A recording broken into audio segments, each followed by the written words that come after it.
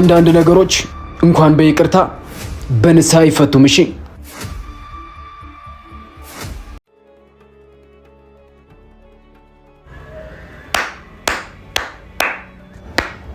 ዋው ጎበዞች! ምን የተለየ ነገር አገኘሽበት? እባክሽ ይቅርታ። የእውነት ይቅርታ። እውነትሽን ነው። ሰይጣን አሳሳተሽ አይደል? ይቅርታ። እውነት ይቅርታ። ተኛ የለመደኝም አልኩህ። በይቅርታ አታምንም? አዎ አላምንም። ይቅርታ የጥፋት መደበቂያ ብቻ ነው። አንተ ሁሌ ያጠፋ አይደል እንደ ይቅርታ ማድረግልህ? ያጠፋሁትን ጥፋት ደግሜ ያውቃለሁ? ቼትስ አድርጌብሽ አውቃለሁ? በጭራሽ። ከዚህ በኋላ እውነት ቃል እገባለሁ ድጋሜ አይለመደኝም። አንድ ኩላሊትሽን ወስጄ 3 አይን ባረግልሽ ትርጉም ይሰጥሻል? አይሰጥሽም። መቼም ጥላኝ እንደማትሄድ እኮ ቃል ገብተህልኝ ነበር። ቃል የገባውልሽ እንድታመንልሽ ነው እንጂ ቼት ስታደርግብኝ ቁሜ እንዳጨበጭብልሽ አይደለም። አንቺ ከተመቸሽ እንኳን አይደለም 10 መያዝ ትችያለሽ። እሺ በዚህ መንገድ እንዲያውቅ አልፈለኩም ነበር። በቃ ተረጋጊ፣ ተይው። እኔ ያለሁልሽ አይደል? ሁሌ ደግሞ ከሄደው ይልቅ የሚመጣው አሪፍ ነው ይባላል።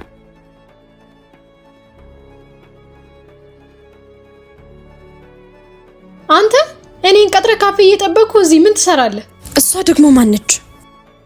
ጭራሽ ማናት? ከሳምንት በኋላ ዝንጥ ባለሰርግ ደግሶ የሚያገባኝ ባለቤቱ ነኝ። እሺ ምን? አንተ ግን ምን አይነት አሳፋሪ ሰው ነህ? ልክስክስ። ምን ተፈጠረ?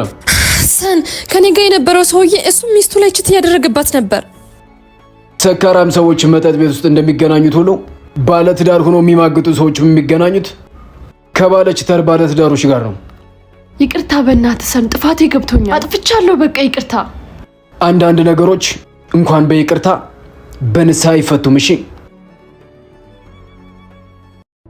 ሰን፣ ይሄ ምንድን ነው? ኦ የኔ አንበሳ፣ የመጀመሪያ ልጅ እኮ ነው። ለምን አልነገርከኝም? ምን ይሰራልሻል? አጥብተሽ አታሳድጊው ወይስ አሳድገሽ ልታገቢው ነው? ሰን አታበሳጭኝ፣ ጨጓራ እየነደደ ነው። ፍቅረኛ እኮ ነኝ። እና ፍቅረኛ ብትሆኝስ ከልጄ ጋር ምን አገናኘሽ? እንኳን ፍቅረኛ ሚስቴ ብትሆኝም ስላለፈው ህይወቴና ከአንቺ በፊት ስለወለድኩት ልጅ አይመለከትሽም። ወደፊት ስለሚኖረን ህይወት እናውራ። ካልፈለግሽ ደግሞ መንገዱ ክፍት ነው፣ መሄድ ትችያለሽ። ስማ፣ ልጅ ካለው ወንድ ጋር እንኳን ስለወደፊቱ አብሬው ላስብ ለአንድ ሰከንድ እንኳን አብሬው ሻይ አልጠጣም። እና ወደ ኋላ ሄደሽ የህይወት ታሪክ ልጽፊልኝ እባክሽ። ብዙ የህይወት ታሪክ ነው ያለኝ። አይቺው ልጅን አዝለው ገደል ግባ። እሺ ቀላል ተሸክሜው ዞራለሁ እንዴ? ገና በ140 አልሙኒየምና መስታወት የተሰራ ቤት እገዛለታለሁ። እሺ አሃ፣ ከሷ ጋር ሆነ ነው እኔን የተውከኝ።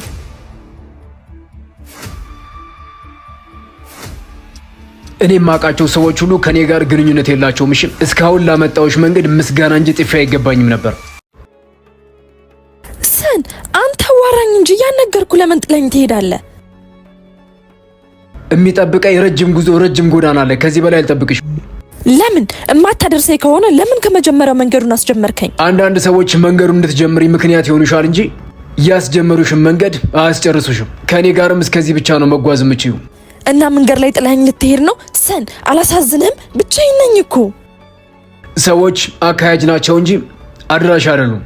የሚቀጥለውን መንገድ የሚያካሄድ ሰው እስከምታገኝ ደግሞ ጠብቂ። ሰን ስራ ጥለህ እዚህ ምን ትሰራለህ? ይቅርታ አለቃ፣ መንገድ የጠፋበትን ሰው መንገድ እየጠቆምኩ ነበር። አሃ፣ ከሷ ጋር ሆነ ነው እኔን የተውከኝ።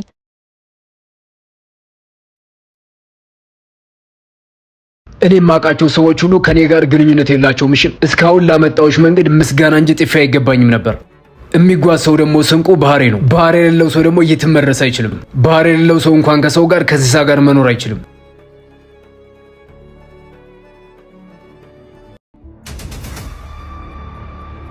ሃይ፣ ፍቅረኛዬ ልትሆን ትችላለህ? እንደዚህ ጀምራችሁ ደግሞ መንገድ ላይ የሚጠይቀው መንገድ የጠፋበት ሰው ብቻ ነው። እሺ የፈለግከውን ነገር አደርግልሃለሁ። ፍቅረኛዬ እኔን አልፈልግሽም ብሎ ሌላ ሴት ጠበሰ። እሱን ለማናደድ ብቻ ነው የፈለግኩት። ሰዎችን ለማስቀናት መሞከር አቅመቢስና በራስ መተማመን የሌላቸው ሰዎች ምልክት ነው። ሁለተኛ፣ እሱ አንቺን ከጎዳሽ በላይ አንቺ እሱን ለመጉዳት የምታረጊው መንገድ በጣም ይጎዳሻል። ምክር አይደለም የፈለግኩት፣ ፍቅረኛዬ እንድትሆን ነው የፈለግኩት። አሁን ፍቅረኛዬ ትሆናለህ አትሆንም? አልሆንም። አላሳዝንህም? ተቀጥያለሁ እኮ። እማልሆነውም ላንቺ አስቤ ነው። ከዚህ በላይ ተቃጥለሽ ወደ አመድነት እንዳትቀየሪ ብዬ ነው። እና ደግሞ የጅሎች ተባባሪ አይደለሁም። እሺ ያንቺ ፍቅረኛ ችት ያረገብሽ ከኔ ሚስት ጋር ነው። ስለዚህ እሱን ለመበቀል ለኔ ሁኔታው ያመቸኝ ነበር። ግን ሰዎችን የምንበቀለው ሪያክት በማድረግ ሳይሆን ንቆ በመተው ነው። ባግዛችሁም ከዚህ በላይ አላግዛችሁም። ህይወት 1 ሚሊዮን ምርጫ አላት። ፈጣሪም እናንተን ለማገዝ የሚጠብቀው እናንተ እስክትወስኑ ብቻ ነው። አሁን ታሳልፉኛላችሁ?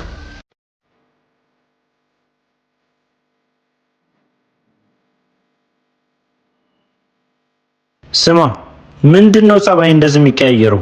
ስራ ስለጀመርክ ነው? ስራ ሲጀምር እንደዚህ እንደምትሆን ብናቅ እኮ እኛም አንጠብቅህም ነበረ። ስራው ሳይሆን የቀየረኝ እምውልበት ኤንቫይሮንመንት ነው። እና እናንተ አትመጡንም እያልክ ነው? እናንተ ሳትሆኑም አትመጡንኝ። እናንተ ያላችሁበት ቦታ ነው። ሰዎች ከዚህ የተሻለ ሌላ ቦታ አለ። ከዚህ የተሻለ ሌላ ሰፈር አለ። ልትመክረን እየሞከርክ እንዳይሆን ብቻ። የሰው ልጅ በምክር ቢቀየር ኑሮ ችግርና መከራ አይደርስበትም ነበር። እኔ እንኳን ልመክራችሁ ሳይሆን እንድታውቁት ብዬ ነው። መተግበር አለመተግበር የእናንተ ድርሻ ነው። ተው እባክህ፣ ይሄ ሰዎች ሲያልፍላቸው የሚያወሩት ወሬ ነው። ምን አግዘን እንዳንልህ ነው ምክር የምታበዛው?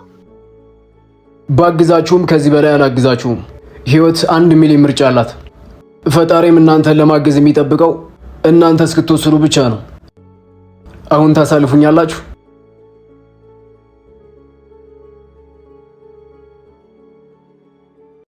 ቤተሰቦችሽን አስተዋውቂኝ እስኪ። ምን ይሰራልሃል? አንቺን የቀን ጎን ያድርገው እንዲሰጡኝ እጠይቃቸዋለሁ።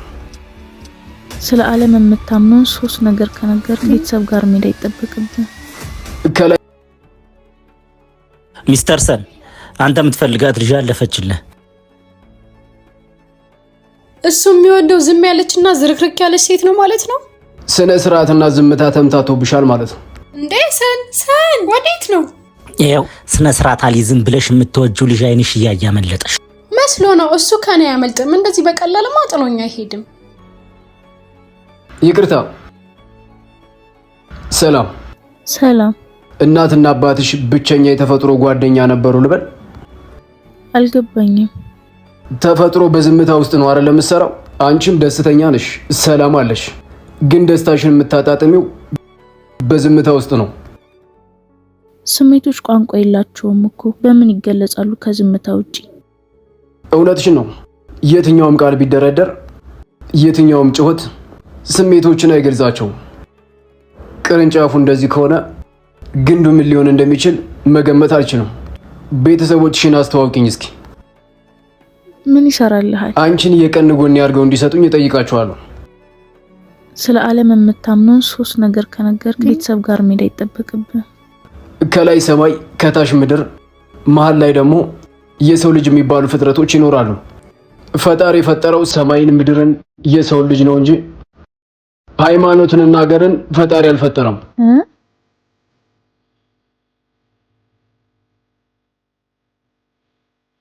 አላለቅስ ደግሞ እኮ አልጋ ላይ ጎበዝ አይደለም። ሜሮን ለምንድን ነው እንደዚህ የምታየኝ? አሳዘንኩሽ አይደል?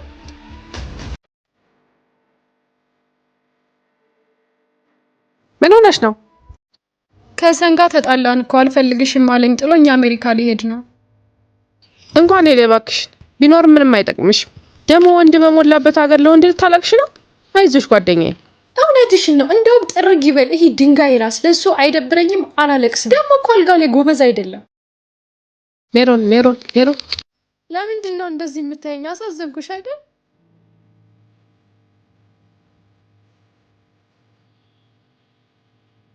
አንገቴ ስር እንደ መሽገር ተጣብቀሽ 9 ታቦት ስትጠሪ እያደርሽ አልጋ ላይ ጎበዝ አይደለም።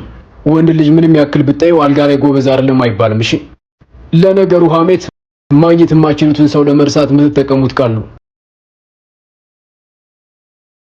አይ ሜሮን አበላሽሽ። ሄይ፣ እኛን ነው? አዎ እናንተ ነው። ከእናንተ መካከል የሴቶቹ ፍቅረኛ የሆነው እንዳለ ምን ፈልገ ነው? ሚስት።